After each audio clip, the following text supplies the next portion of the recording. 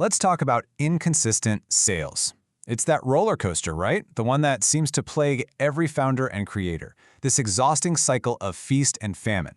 Well, if you are just tired of constantly reinventing the wheel every single time you need to make an offer, you're in exactly the right place. We're going to break down why this keeps happening and, more importantly, how to fix it for good. So, does this whole scene sound familiar to you? You'll have these weeks where you are just on fire, making offers left and right, the energy's high, the sales are actually coming in, but then it all just stops. Silence. The big push is over, you're completely drained, and honestly, the thought of trying to sell again just feels impossibly heavy. It's that wild swing from boom to bust that we are going to unpack right now. You know, when our sales get sporadic, the first person we almost always blame is ourselves.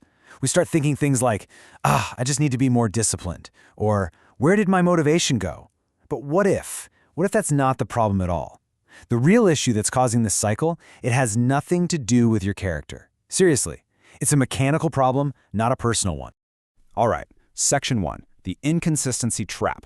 We call it this for a reason, because the common advice, just try harder, is a total misunderstanding of what's actually going on, and it's what keeps you stuck in this loop of burnout and avoidance. So, what's really happening here? Here it is.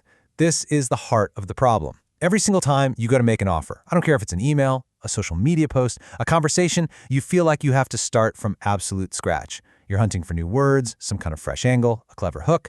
You're trying to sound original. And that, my friends, is a massive energy drain.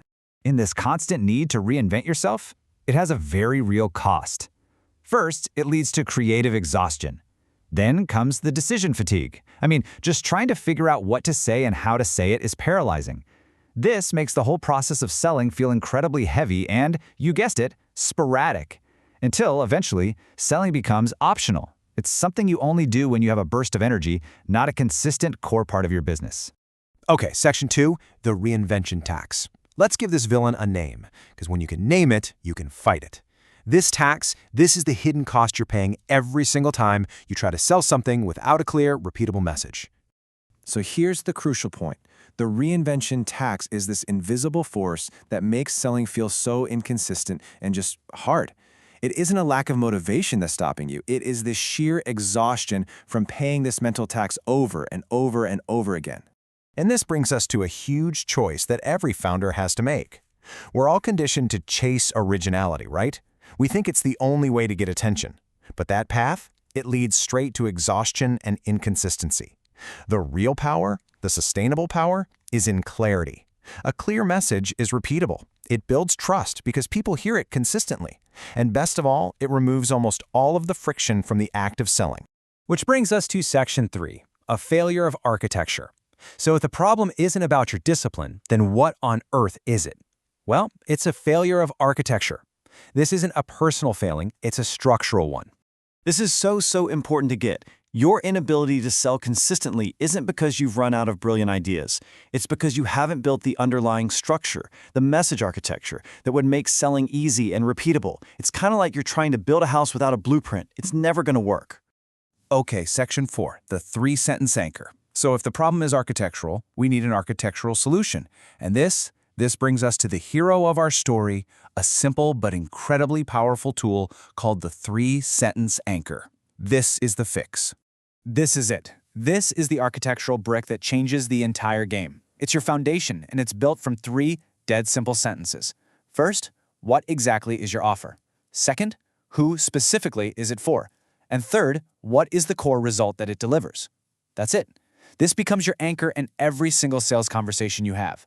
You know, a creator who actually put this anchor into practice described the shift perfectly. She said she wasn't forcing herself to sell more, she had simply removed the friction from the process.